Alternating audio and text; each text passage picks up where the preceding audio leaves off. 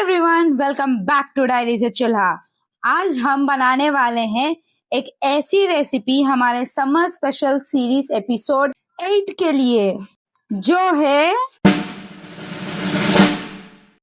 Mango oats delight. तो चलिए बिना किसी देरी के हम ये रेसिपी शुरू करते हैं।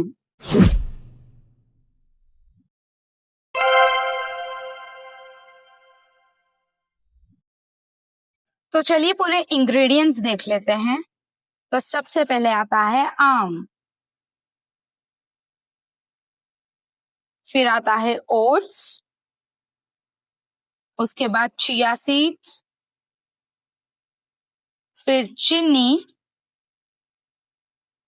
इलायची पाउडर, दूध। तो अब हम लेंगे कुछ ड्राई फ्रूट्स, जिसमें सबसे पहले आता है काजू, बादाम और पिस्ता। ये ड्राई फ्रूट ऑप्शनल है गाइस।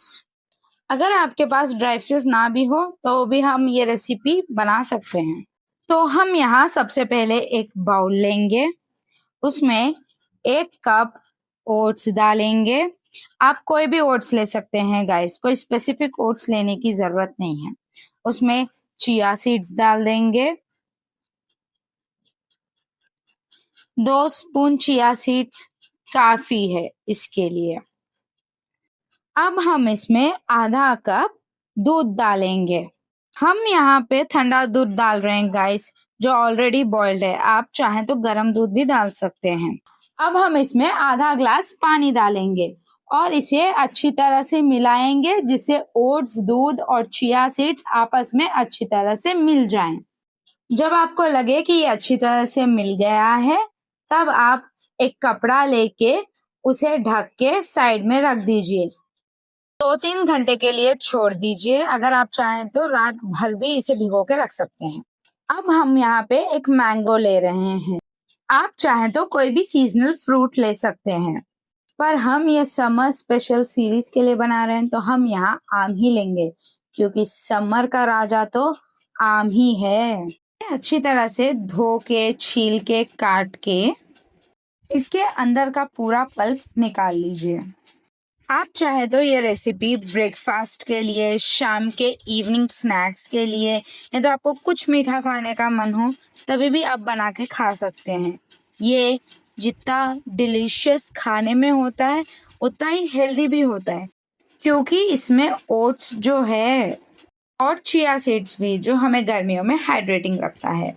अब हम एक कटोरे में आम का पूरा पल्प डाल लेंगे और इसे अच्छी तरह से निचोड़ के डाल लीजिएगा, क्योंकि आम इतना महंगा जो है तो कुछ भी बचना नहीं चाहिए। सब एक कटोरे में डाल लीजिए, कुछ इस तरह से।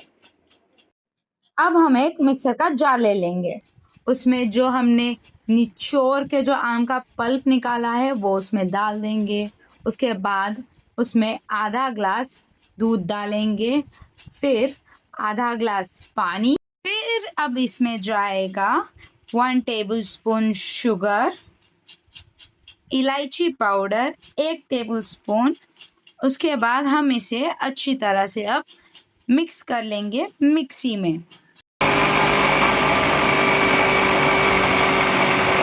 अब हमारा मैंगो पल्प बनके रेडी है।